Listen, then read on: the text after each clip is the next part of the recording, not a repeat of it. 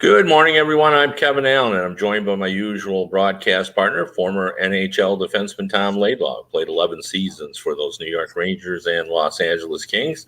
This is the Laidlaw and Allen Report. Come to you twice a week to talk all things hockey.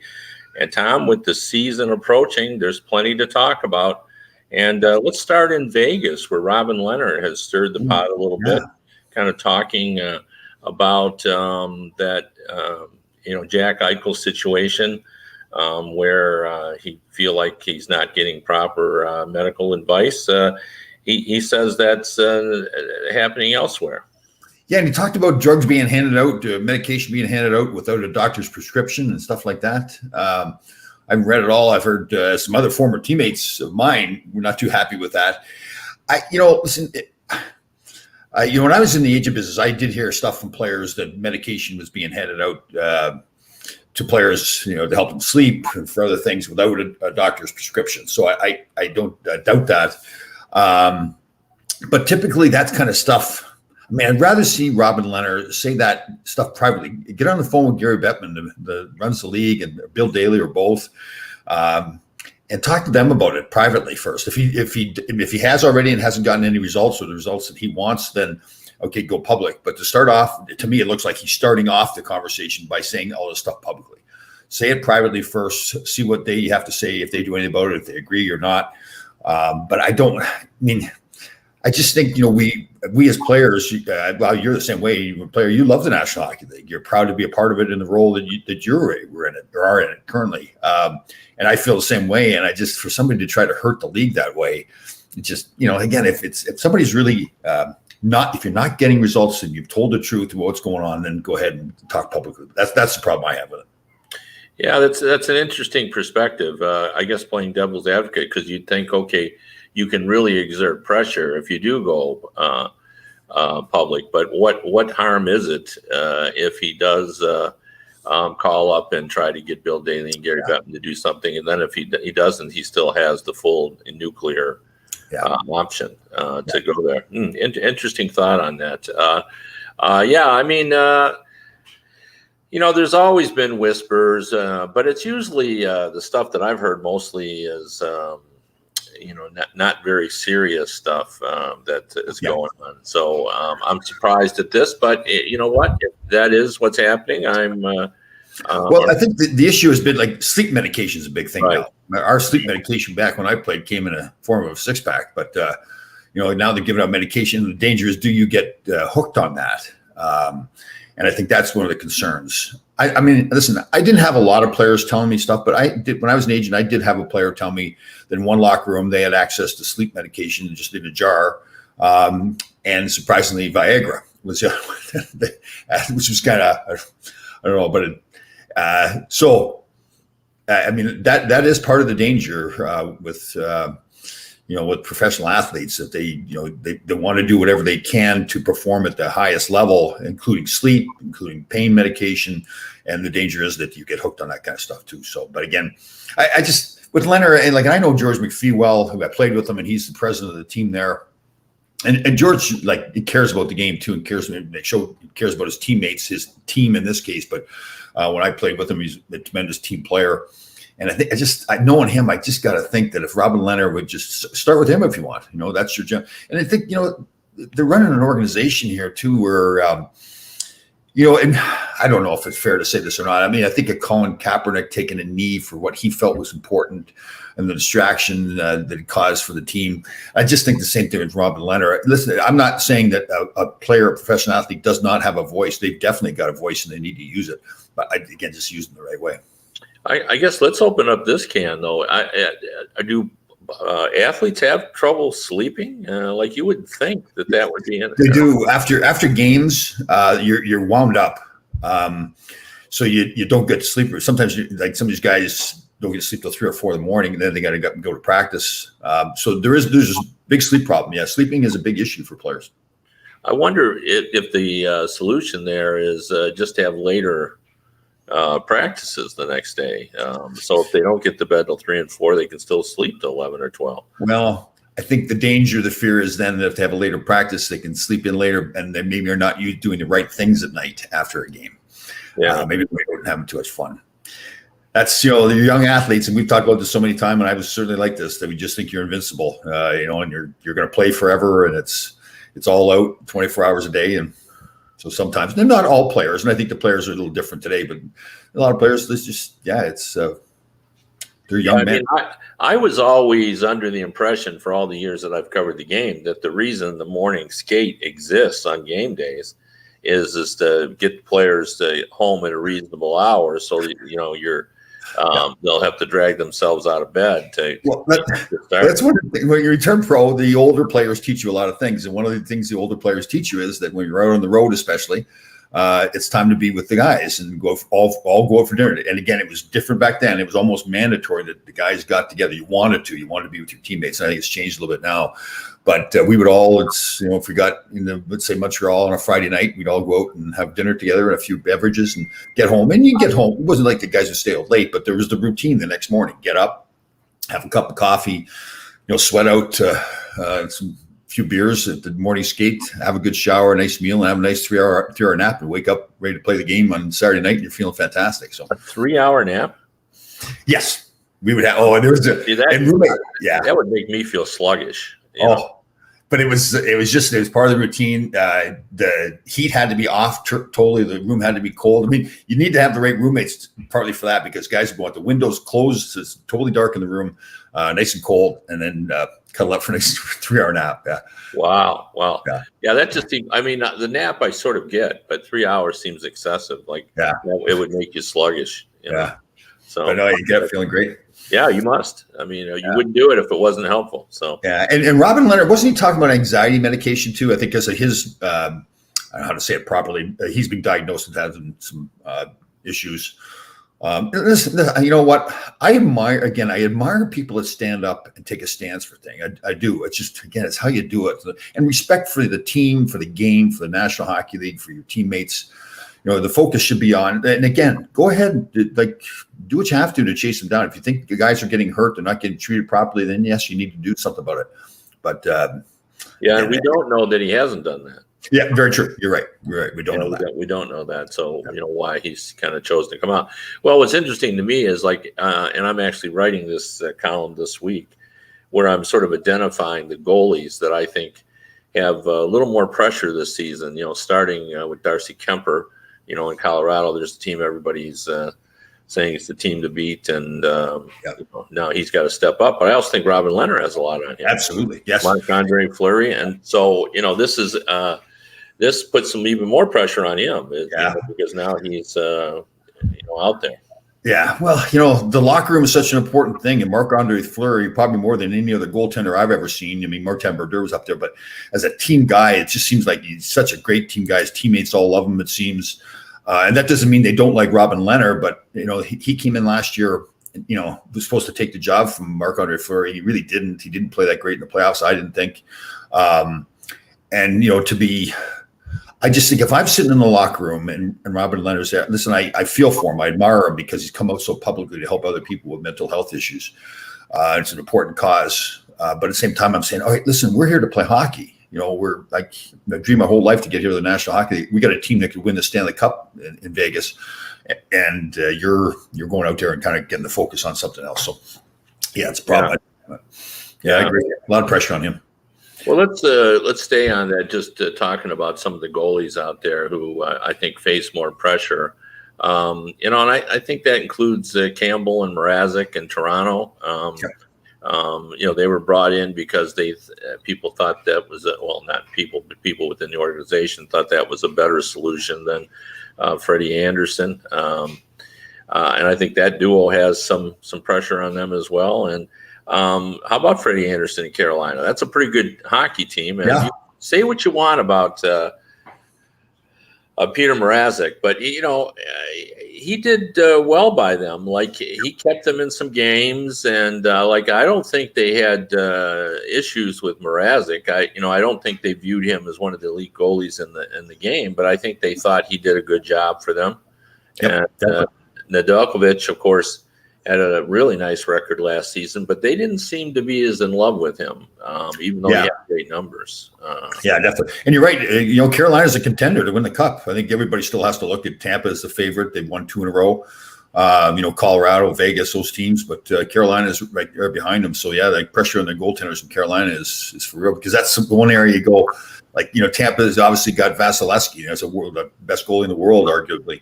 Montreal gets to the finals last year. Carey Price is there. So you wouldn't say that Carolina has those name goaltenders that are like, you'd say like in the top 10. So a lot of pressure on them. When I was looking at the goalies to see who I was going to put on my list, it occurred to me that for a lot of different reasons, there's a lot of goalies, a lot of teams with questions in goal, simply because they've changed. Like Boston, Tuukka Rask, he's not there anymore. Yeah. Or at least not there for now. He can come back in December if he wants to re-sign with the Bruins. Yeah. But, are they ready to move on with, the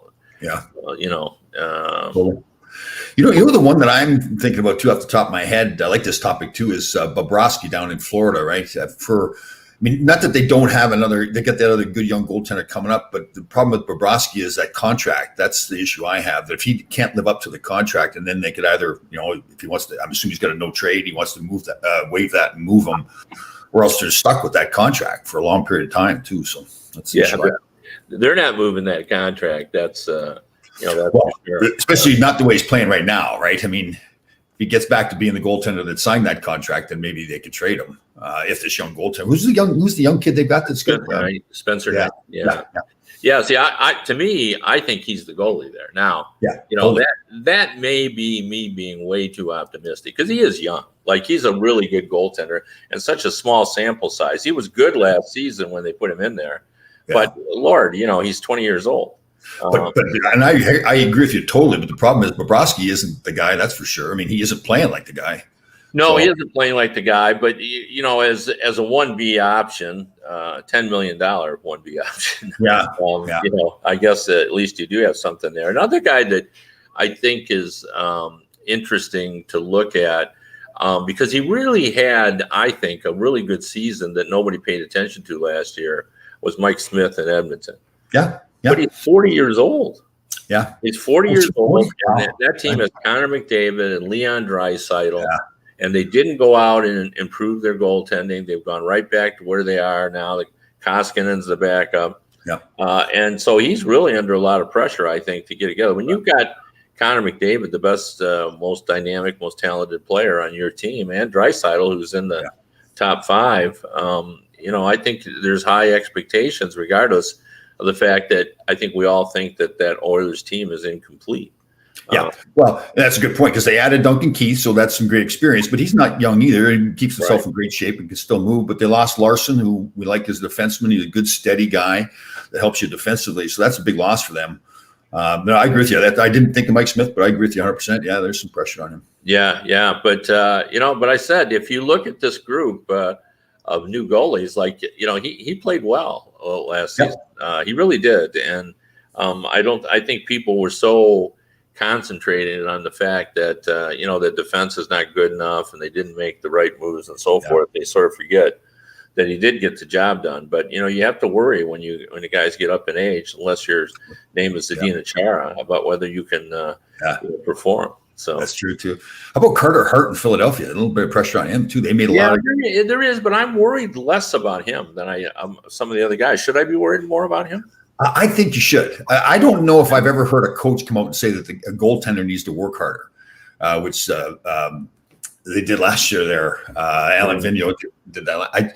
And when you watch him play, I think it was a good comment by. It wasn't like the wrong comment. He was just, for a young kid when he came in, and we have to go back to Ron Hextall, because part of the reason, not solely, but part of the reason Hextall got fired was that he didn't want to bring Carter Hart up. Remember, they fired Hextall and they brought up Carter Hart right away. And was he right? Did he know this kid, and this kid needed to mature some more? Because when a coach says that about a young player, that he needs to work harder, and that's a heck of an indictment on him. So I do think there's pressure on him. Again, plus they made all those additions. That's a better hockey team than it was last year. And to me, that's one area that with every team, but especially there, if they don't, and the Phillies had that problem with goaltenders for years, right? So that's right. They haven't had, not since Hextall, they had a guy who's really gotten the job done for them. And I think they thought Carter Hart was the answer just based on how he had played. and then last season he had the reversal. What's interesting about Hextall now, I bet, and I'm sure he's been asked this, but I didn't. If he was, I didn't see what he had to say. But I bet he's a better general manager now, because I think his one failing in Philadelphia is he didn't know how to manage both up and down. Like you look at some of the GMs in this league. Don Waddell is your buddy is a great example. He can manage down, but he can also manage up. Yeah, that's true. You just see Hextall just saying, "Nope, this is the way we're doing it." Right. Right. And you got to be able to get along with your ownership, and sometimes that means doing exactly what they want, and sometimes it means you got to try to talk, through it and try to explain, and it's an art. It really is, to be able to, do everything that you need to do in order for the team, but also to keep the ownership having faith in your ability to get it done. And that's all part of it. And if you think about it, it should be part of it, because they're paying you a lot of money. Absolutely, yeah, totally. Nowadays, the old days, coaches and GMs didn't get anywhere near the money the players do, but that's all changed now. Absolutely. Yeah, and that's part of the owners bought the team. They paid the money. Just answer the questions. Yeah. I always find it curious that, people get all upset if an owner is involved. I have no problems with ownership being involved, but it depends on at what level they're involved. And, for example, I blame the Pegulas in Buffalo for a lot that's gone on there, because I think they've been too involved and have made poor decisions. Yeah, absolutely. But, Mike Ilitch in Detroit, the late Mike Ilitch, he was heavily involved. Yeah. But, most of what he wanted was conducive toward building a good team. He wanted the best. Yeah. And he also knew when to let, Jimmy Devellano and then Ken Holland. And now the Ilitch family is letting Steve Yzerman do the things he needs to do in order to be successful. So, it's a complicated formula. But I think there are times when you can blame ownership for being overly involved. But I also think you've got to, as you said, they own the team. Well, so that kind of brings me to a little bit of a personal situation here I need to discuss with you. Maybe get your opinion on this. So I was taking part in the Alzheimer's walk yesterday that Susan Brooks and some other people showed up for. Thank you very much for showing up. And now I don't know if I told you or not, but I was told that I was the voice of God at this event, that I would get up on stage and make announcements. So I was given a script.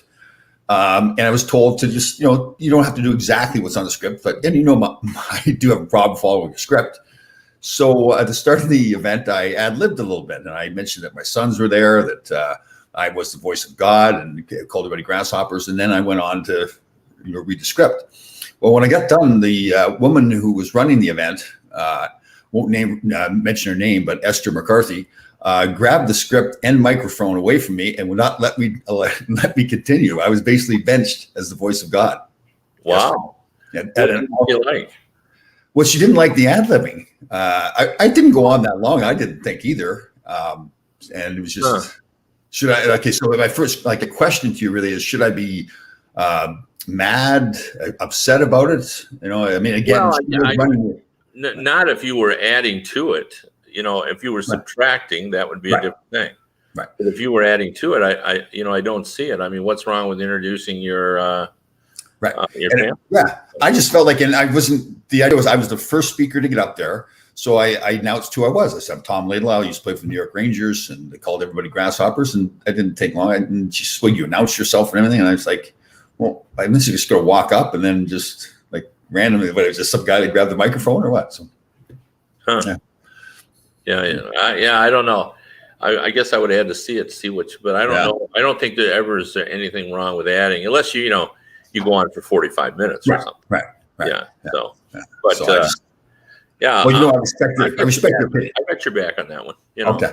So I should be outraged, mildly outraged, or where? Well, I think so. Yeah. I mean, I didn't hear the thing, but as long as you said what needed to be said for the event, what does it matter if you had a couple of things? I agree. Yeah. Yeah. It was pretty funny. When she first walked by and she whispered to me while I was still up on stage, stick to the script. So I had to announce then, well, Esther wants me to stick to the script, everybody. So I went on and started reading. I don't think she liked that part either, but yeah. Wow. Yeah. Wow. Heavy duty action. How did the event go, by the way? It was good. Yeah. For during a pandemic like this, they usually, I think, get around 1,500 in that range. I think they said there's 700 or 800 people there. So it was good. So just to be, Susan had her other Ranger fans there too. It was Teresa and AJ. Sorry, guys, I forgot your names, but they were very nice to come up and participate. Susan lives in Manhattan. This is probably about 25 miles away. And it was very nice. It was a good event. It was good. They did a good job. A lot of preparation for it, going out and getting donations. And it's a great cause. They did a fun thing, and I'll post about it. They had a board, like a chalkboard, big, huge chalkboard set up, and you could grab chalk and write a message about who you were there for and a message to them. So it was very nice. A very nice photo of your dad, I thought, on your. Oh, thank you. Yeah, I haven't seen that. He was quite the handsome man, and yes, full head of hair. How old was he in that photo? Would you guess? Probably, I'm going to say 75. He passed away. Yeah, he looked good. Yeah, Alzheimer's is so difficult. My father-in-law went through it, and this is the guy that ran the entire station at Metro Airport for Northwest Airline, and afterward, and so he was a very prominent man, and at the end, he lost his faculties through this hideous disease, and it was very, very difficult on everybody, and it's hard to describe to people. Like they don't, people don't really understand how trying that is. Well, is that true? Like everybody you talk to that's had a relative or loved one that suffered from Alzheimer's or dementia. And they all talk about the same thing, that obviously they care about their loved one having the disease, but it's the people around them that really suffer too, because they just, Yeah, particularly if, my wife was the caretaker. It was spelled out in the will that she made all the decisions. So, she had to see him, all the time, and making decisions about where he lived, and it was just hard because they don't, first of all, they don't want to move out of their house. So that's always the first thing. I remember for us, I've always said I committed 3 felonies when after my father was diagnosed and started to have problems. First of all, I had to break into his house and steal his gun, number one.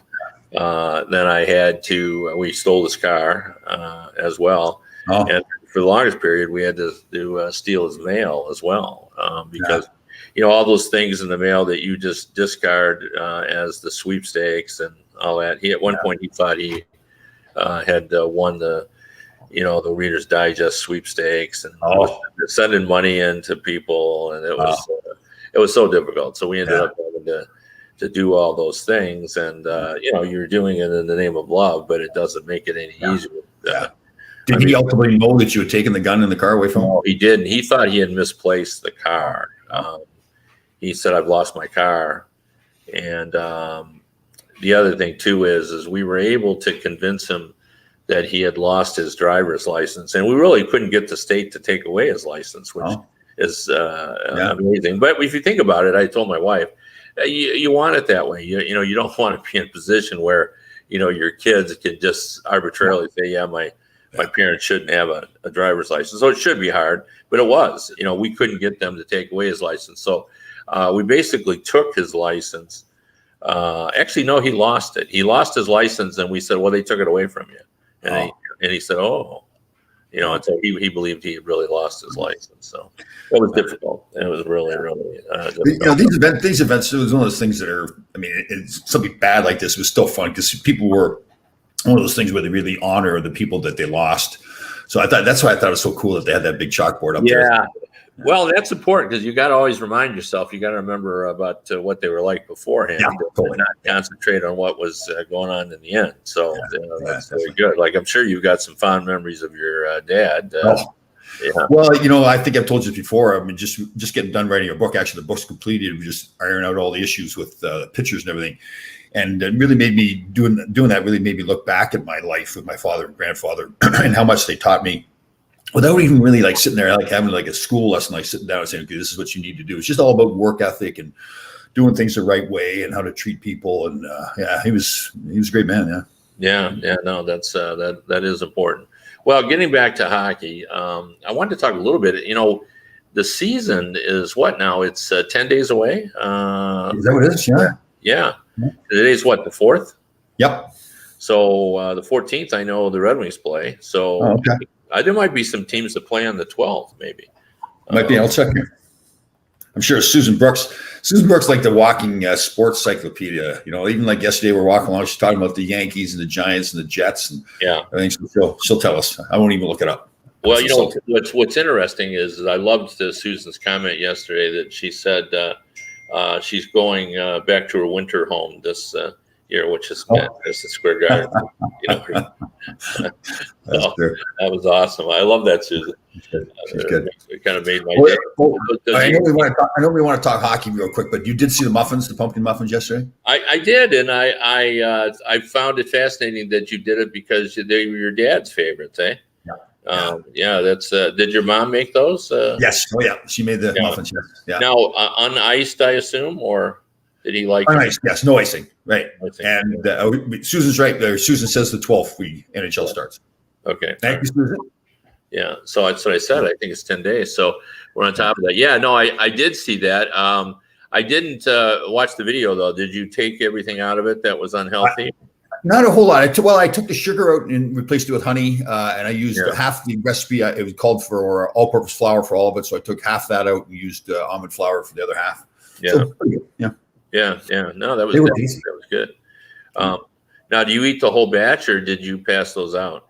I had to eat 2. I made 12, so currently there's still some left over.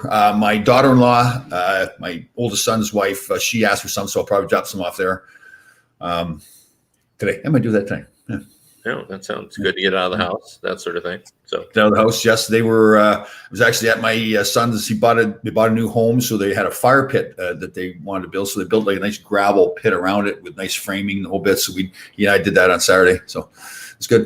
Yeah, like in the fall, a fire pit. Oh, love it. Well, I got lucky because they had a gas one before, so they didn't need that anymore because they've got a wood burning one outside now. So I have the gas one on my deck. So nice. Speaking of fire pits, I happened to watch something. I had no idea why I ended up watching this. I was looking around. I had watched an NFL game, and I was looking for something to watch, and I stumbled upon something called the 411, and it's a story about all the hikers and hunters that have just disappeared over through the years, where there's no trace of them. I mean, it starts out with a guy in New York, of all places, Eastern New York, and he's 82 years old. He's out hunting with a couple of sons and 3 buddies, and they spread out.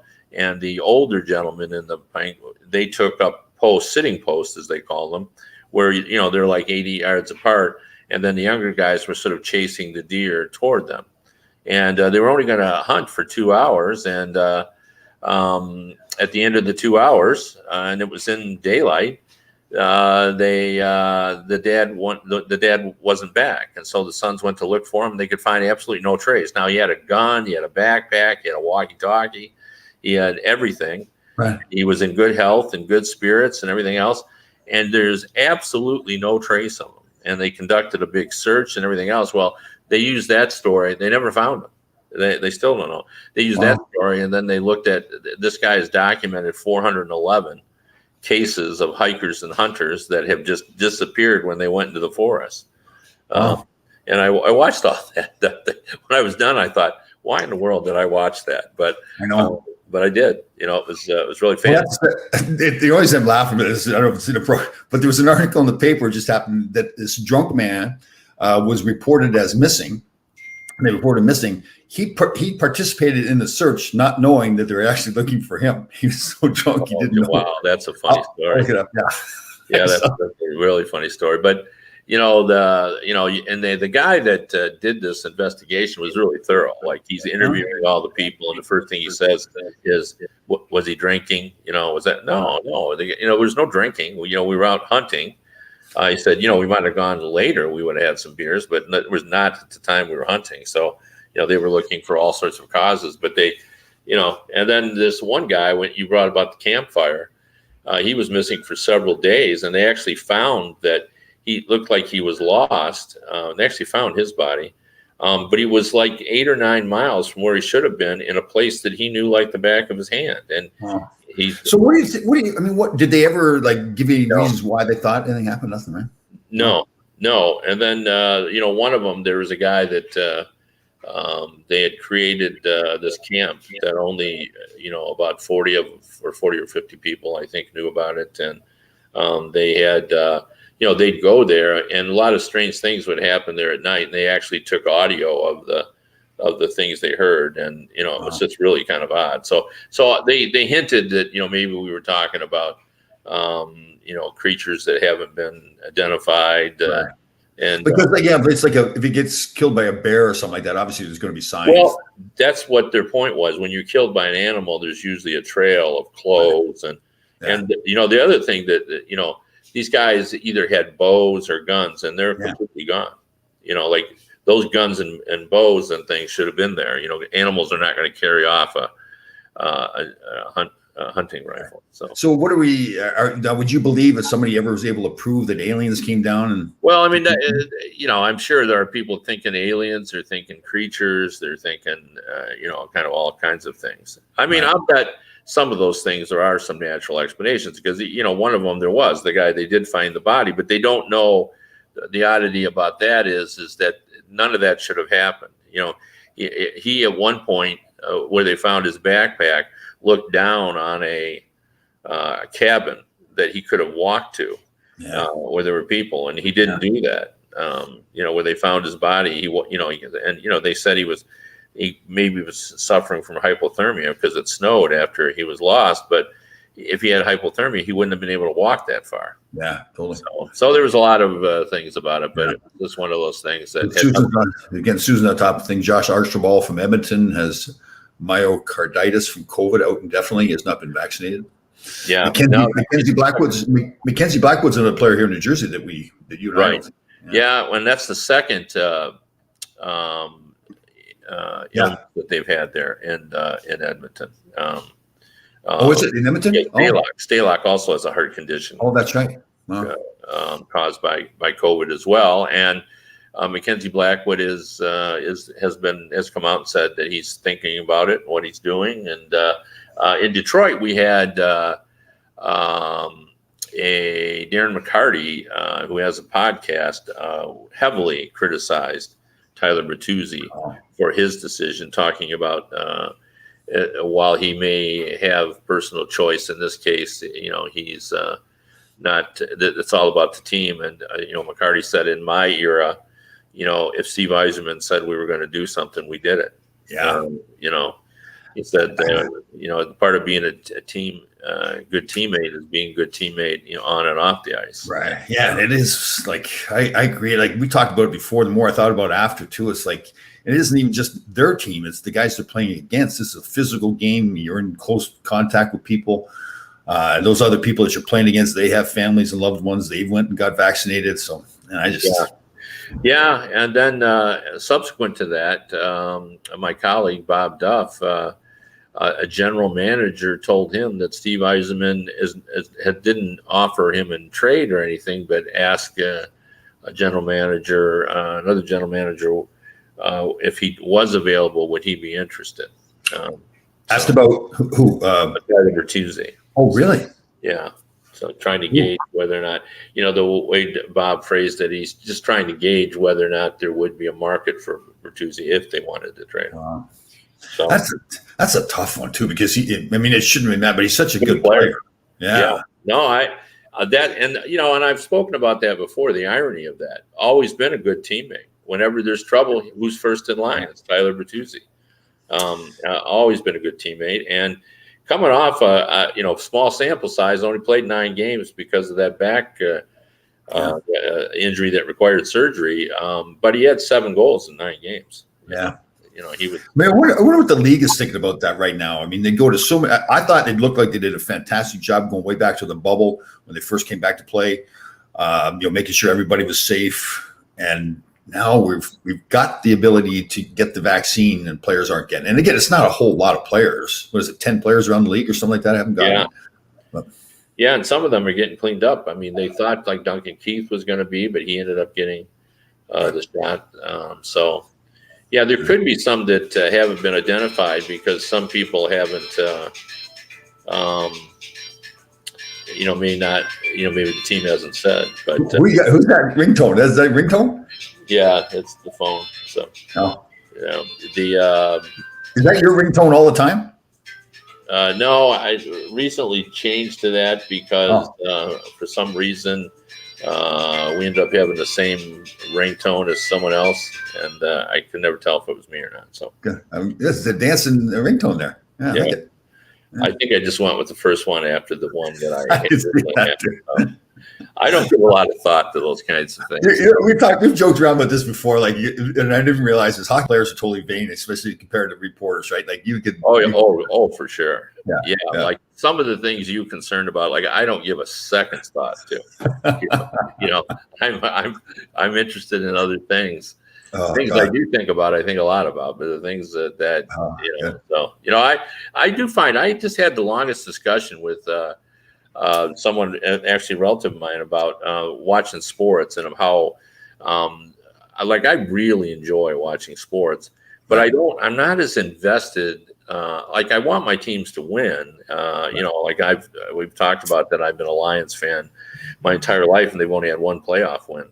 I want them to win, but I find other reasons to watch if they're not playing well. Like I'm interested in whether or not the younger players are making progress, or like last year it was about why Matt Patricia wouldn't ever blitz on defense. And in baseball I'm the same way. If the team of the year, the Tigers finally turned the corner this year, but even before I'd watch all the games because I'm interested in the game. And I like all that, and a lot of people can't do that if their team is not winning.